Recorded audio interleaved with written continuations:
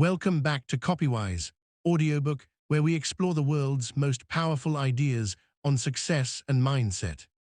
If you haven't already, make sure to subscribe, like, and turn on the notification bell, because what you're about to hear in this chapter could be the spark that changes your life forever. In Chapter 1, Napoleon Hill taught us that thoughts are things powerful enough to shape reality. But in Chapter 2, he takes us one step deeper. He reveals the fuel behind those thoughts, the fire that turns dreams into action and action into results. That fuel is desire, the starting point of all achievement. The difference between a wish and a burning desire. Hill begins this chapter with a warning. Wishing will never bring riches. We all wish for things, more money, a better job, happiness, success. But wishes are weak, fleeting, and often die with the first obstacle. What changes everything is a burning desire, a deep, unshakable determination to achieve something, no matter how impossible it seems. Hill defines desire as the first step toward riches. Every great success begins when someone becomes obsessed with a definite goal. And to prove this, he tells one of the most inspiring true stories in history, the story of Edwin C. Barnes, which we first heard in Chapter 1, and now Hill returns to show us why Barnes succeeded when others didn't. The story of Barnes' desire turned into reality. When Barnes decided he would become Edison's partner, he wasn't wishing, he was deciding. He didn't know how it would happen, but he was certain that it would. He burned his bridges behind him. He had no backup plan, no safety net. When he finally got a chance, he acted with confidence, not fear. Hill explains that this kind of desire, when you are willing to stake everything on a single dream, becomes a magnetic force that pulls opportunities your way. Barnes succeeded because he had one clear goal and one burning desire. He thought of it, dreamed of it, and lived for it until it became reality. This is the secret behind every great achievement. You must want it so badly that nothing else matters. The 6 steps to turn desire into riches. After sharing Barnes' story, Hill shifts from storytelling to instruction. He gives us 6 practical steps, a formula for transforming desire into wealth. Here they are, in Hill's own timeless words. 1. Fix in your mind the exact amount of money you desire. Don't be vague, don't just say, I want more money, decide how much. 2. Determine exactly what you intend to give in return for the money you desire. There is no something for nothing. What value will you offer the world in exchange? 3. Establish a definite date when you intend to possess the money you desire. Goals need deadlines. Without one, dreams drift away. 4. Create a definite plan for carrying out your desire and begin at once. Don't wait until you're ready. Begin now, even if your plan isn't perfect. 5. Write out a clear, concise statement of the amount of money you intend to acquire, the time limit for its acquisition, what you intend to give in return, and the plan by which you intend to accumulate it. 6. Read your written statement aloud twice daily, once before bed, once after waking. As you read, see, feel, and believe yourself already in possession of that money. These steps may sound simple, but Hill insists that few people will ever follow them seriously, and that's why few achieve true success. The story of Marshall Field, Profit from Tragedy. To prove how powerful desire can be, Hill shares the story of Marshall Field, the great American retailer.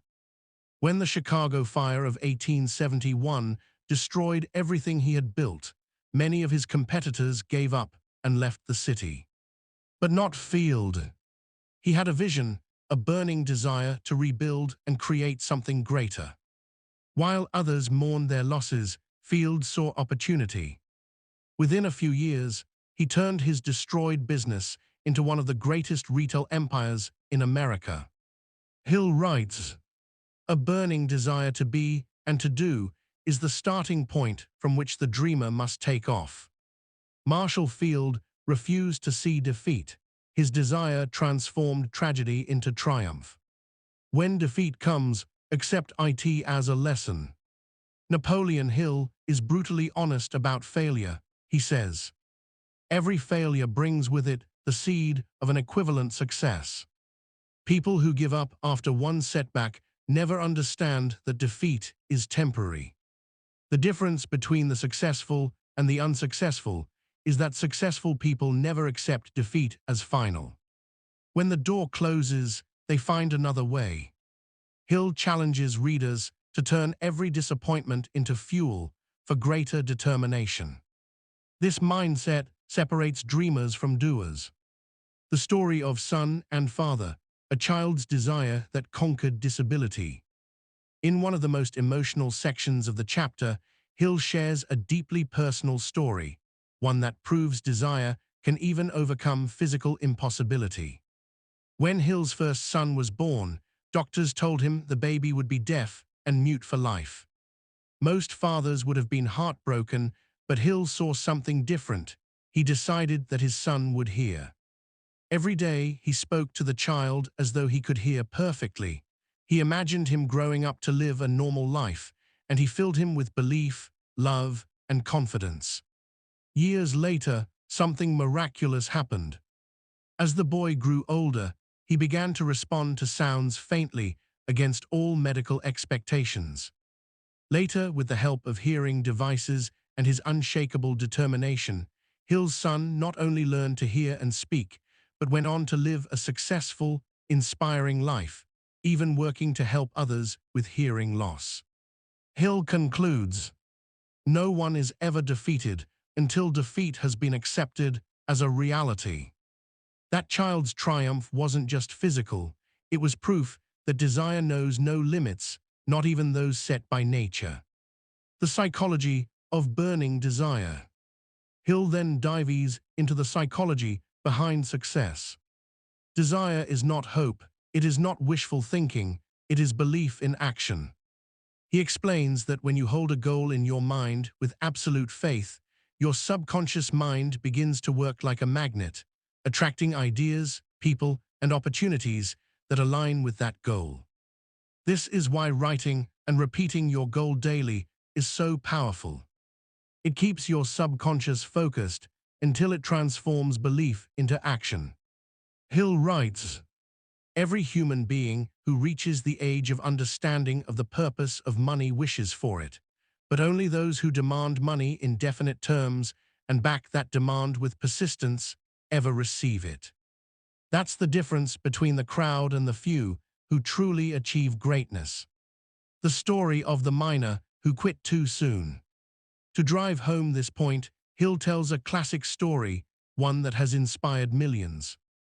A man named Ayu Darby joined the gold rush with high hopes. After months of hard labor, he struck a small vein of gold.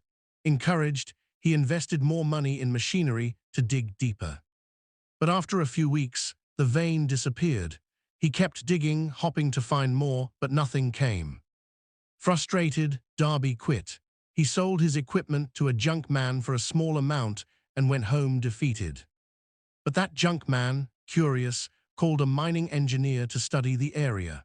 The engineer discovered that the gold vein was just 3 feet away from where Darby had stopped digging. 3 feet. The junk man dug further and became extremely wealthy from the very same mine Darby had abandoned. When Darby learned the truth, he was devastated, but instead of letting failure destroy him, he learned from it. He realized that people often quit when success is just around the corner. Later, he became one of the most successful life insurance salesmen in America, applying the lesson that you must persist, no matter how close defeat appears. Hill summarizes it this way: "Before success comes in any man's life, he is sure to meet with temporary defeat. When defeat overtakes a man, the easiest and most logical thing to do is to quit. That is exactly what the majority of men do." The power of definiteness. Napoleon Hill emphasizes that desire must always be definite, not vague or uncertain.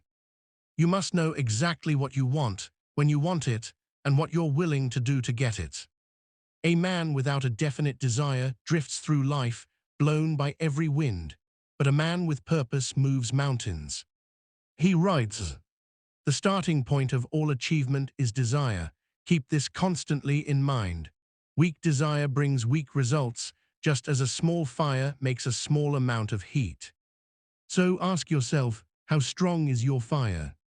If you find your motivation fading, it means your desire is not yet burning bright enough.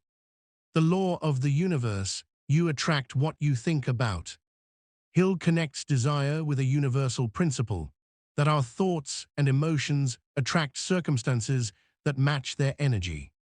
When you dwell on failure, you attract failure.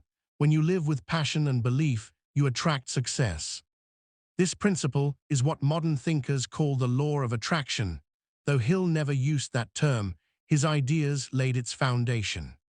He explains that your mind is like a broadcasting station, constantly sending out vibrations of thought.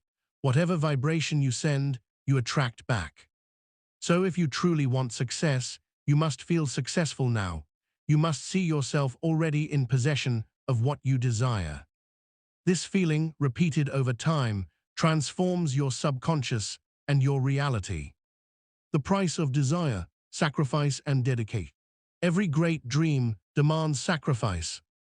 Hill reminds us that you can't wish for success and cling to comfort at the same time.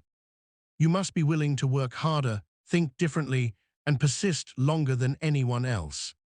Barnes risked everything to follow his dream. Marshall Field rebuilt from ashes.